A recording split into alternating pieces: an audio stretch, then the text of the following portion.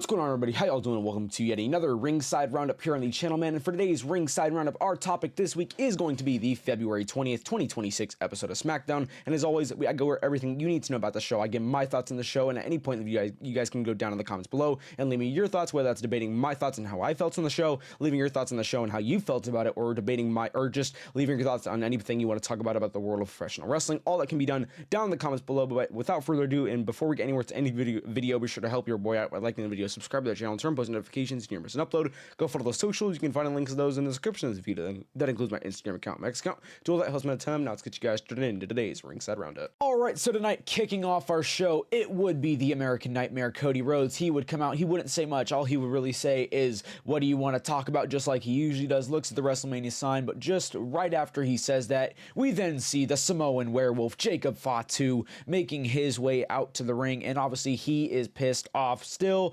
at, most importantly, Drew McIntyre. He tells Cody that the only reason that you're standing here is because Drew McIntyre helped you win last week. Obviously, in the triple threat elimination chamber qualifying match that happened last week, it was Jacob Fatu versus Cody Rhodes versus Sami Zayn, and in that match, Drew McIntyre would try to help Sami Zayn win, but Cody Rhodes would kick out, and later on in that match, obviously Cody Rhodes would win. He is now obviously in the elimination chamber, so Jacob Fatu rightfully pissed because he got screwed by McIntyre and pretty much just letting Cody know that you would not be here, you would not even be in this ring, you would not even be here at SmackDown if it was not for Drew McIntyre. So then from there, Jacob Fatu, he gets his A game on. He lets Drew McIntyre know that he's pissed off. He wants McIntyre to come out there. He wants McIntyre out there right now in this ring, and we're gonna settle this basically.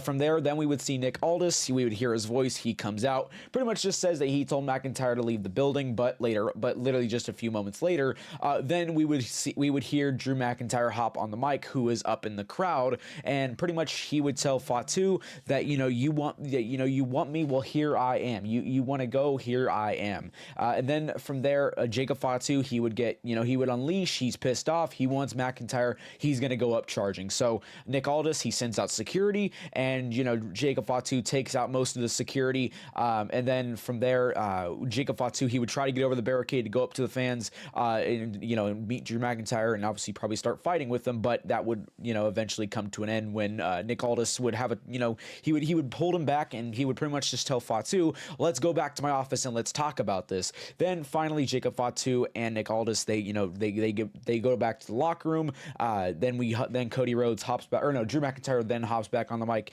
and he says that it's crazy that now I'm the champ, that everyone wants me and they want to be me. Then Cody Rhodes pretty much just tells McIntyre that McIntyre, nobody wants to be you, they just want to beat you because you're an asshole. Nobody here wants you because you're a champ. We want to kick your ass because you're an asshole. We want to shut you up. That is why everybody is after you. So pretty solid opener here. I feel like my prediction is still going to be right, man. I really feel like, number one, Cody Rhodes is most likely going to win this elimination chamber. I feel like, I know not a lot of people are not going to want that.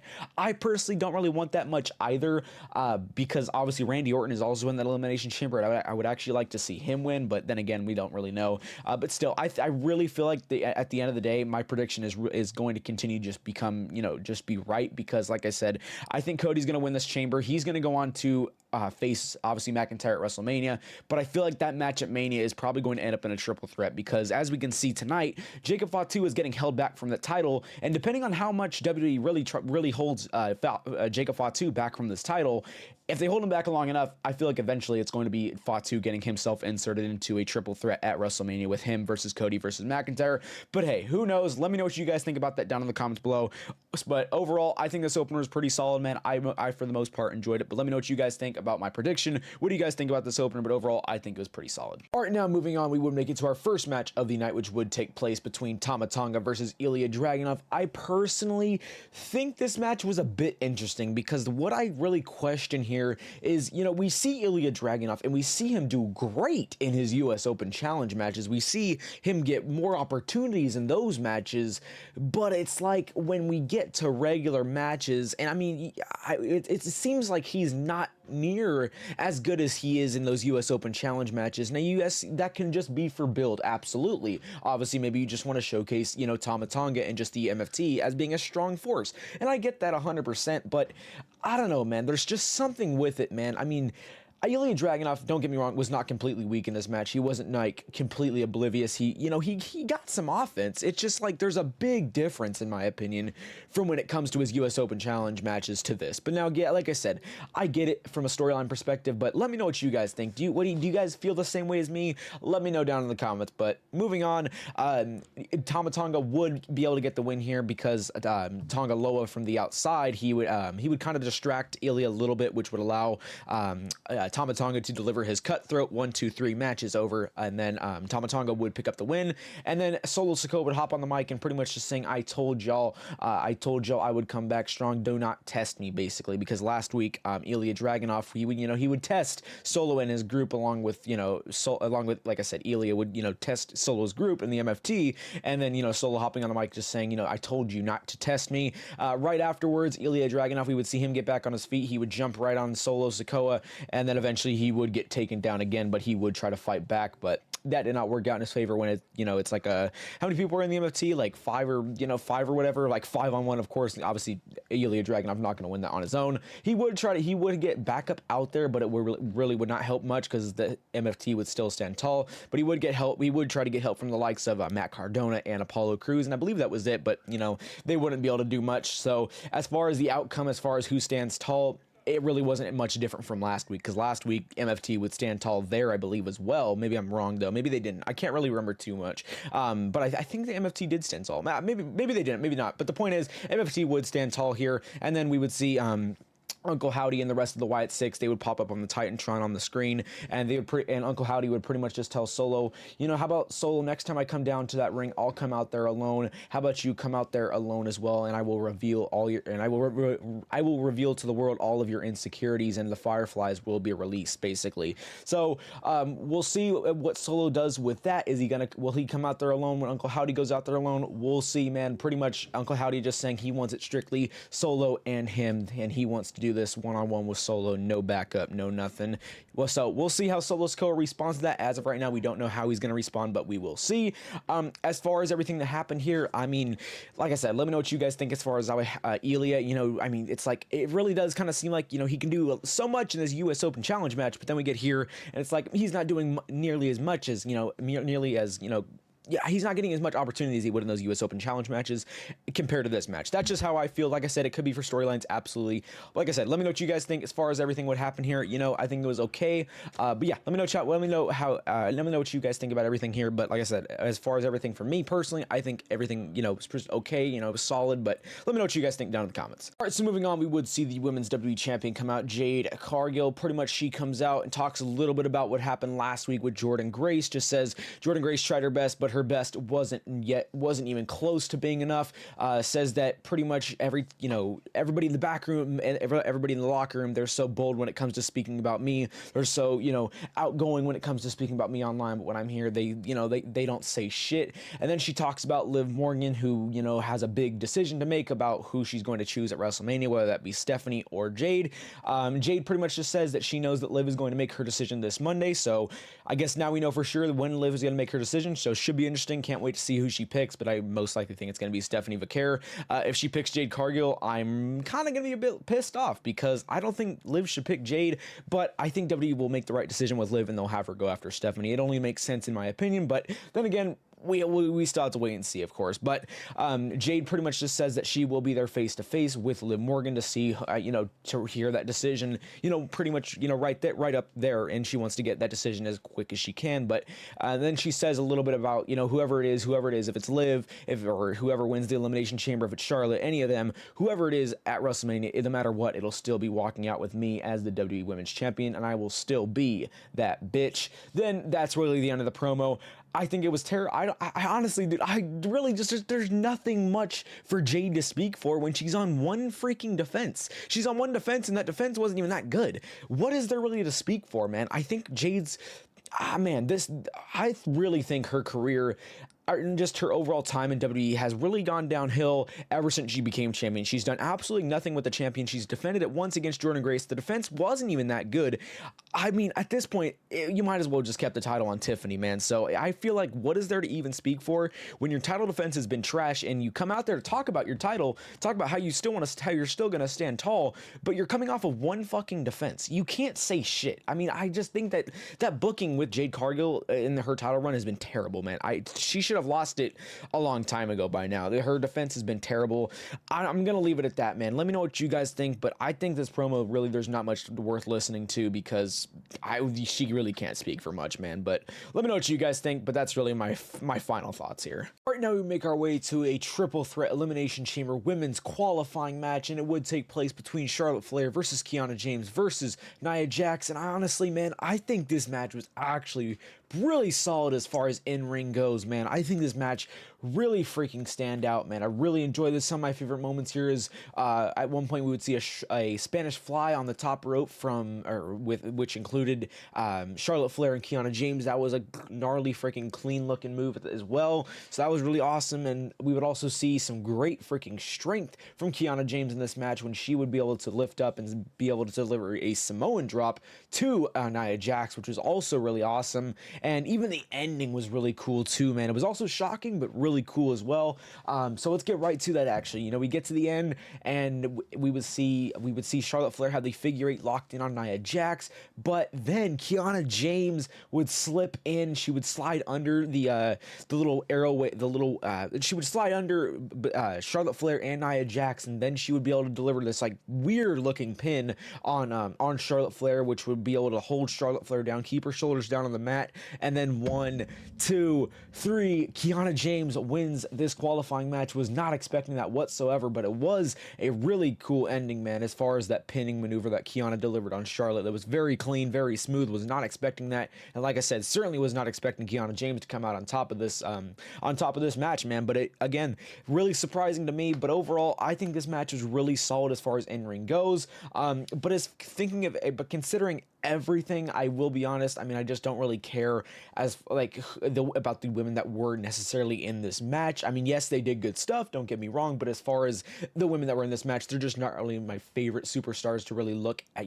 to really watch, obviously regularly. So as far as the women in this match, I didn't really care for the setup that was in this match, nor really who really advances to the elimination chamber from this match. I really just didn't care as that, but at the end of the day, we still did get a banger in-ring match, man. So really can't complain too much, but overall, let me know what you guys think. I personally think the match was actually pretty good. Like I said, pretty interesting ending, pretty shocking winner as well. Definitely was not expecting Kiana James to win, but yeah, let me know what you guys think. But overall, I think this was pretty solid. All right, and moving on, we would jump in to Kit Wilson, and obviously he is going one-on-one with Obafemi. So Kit Wilson would come out, then Obafemi would come out. Oba would get in the ring, and Kit Wilson also in the ring as well, but then Kit Wilson would get out of the ring once Obafemi got in, and he would be back on his bullshit with his little toxic rants, everything. I really wasn't listening because, quite frankly, I don't care. But what I do care about is what happened afterwards. Obafemi at some point obviously going to get fed up, which he did. He would pull Obafemi would not pull Obafemi. Obafemi would pull Kit Wilson over the top rope. He'd pull him over, and then he would, as mentioned, he would literally just deliver an absolute squash match once again up against Kit Wilson, which, man, if you want to keep throwing that out there, I mean, man, keep doing it, man, honestly, because I really don't care for Kit Wilson. I think it's stupid. So continue to have him get squashed by Obafemi week after week. Keep it coming at this point, man. So yeah, just another squash match. Oba, just absolutely squashing Kit Wilson. Not much else to note here. Obafemi wins. Not much else to note here. Just an amazing squash match, in my opinion. All right, now moving on, we would make our way to Tiffany Stratton versus Alba Fire. Gotta be honest, really not a match we're gonna talk about too long, or really a match that I just personally cared about anyways, man. Come on, it's Tiffany Stratton, literally one of the top women right now on SmackDown, versus like a mid-carder, like I said, like Alba Fire, man. You already know who's gonna win this one. It's Tiffany Stratton. I mean, man, this really just isn't a really interesting match. Really on paper, man. Tiffany Stratton versus Alba Fire, cool. You already know who's going to win. Tiffany Stratton. I mean, really, there's not much else to it. And, like I said, Tiffany Stratton won. I'm not hating on the fact that she won. It's just so very, it's very predictable that she's going to win. So it's like, really, this is just one of the matches where it's just I personally just don't pay attention, which really I didn't pay much attention. But, I did, see a little bit here and there, but most of the time, literally just scrolling on my phone. So it's like, the point is, man, it's Tiffany Stratton versus Alba Fire. You already know who's going to win. Tiffany Stratton. That's exactly what happened. Enough talk, man. I think enough has been said already. Tiffany Stratton wins. That's all you got to know. All right, and moving on, we would jump into the men's Elimination Chamber triple threat qualifying match between Damian Priest versus Carmelo Hayes versus Trick Williams. I think this match overall pretty freaking solid match, man. So I, for the most part, really enjoyed this match. But the big question is, who is going to advance to the Elimination Chamber from this match? Who is going to become the 5th member in that Elimination Chamber? Well, in this match, we would get to the end and we would see Damian Priest. He would deliver a punch to Carmelo Hayes, who was diving off the top rope. So that would pretty much take Carmelo Hayes out for the rest of the match.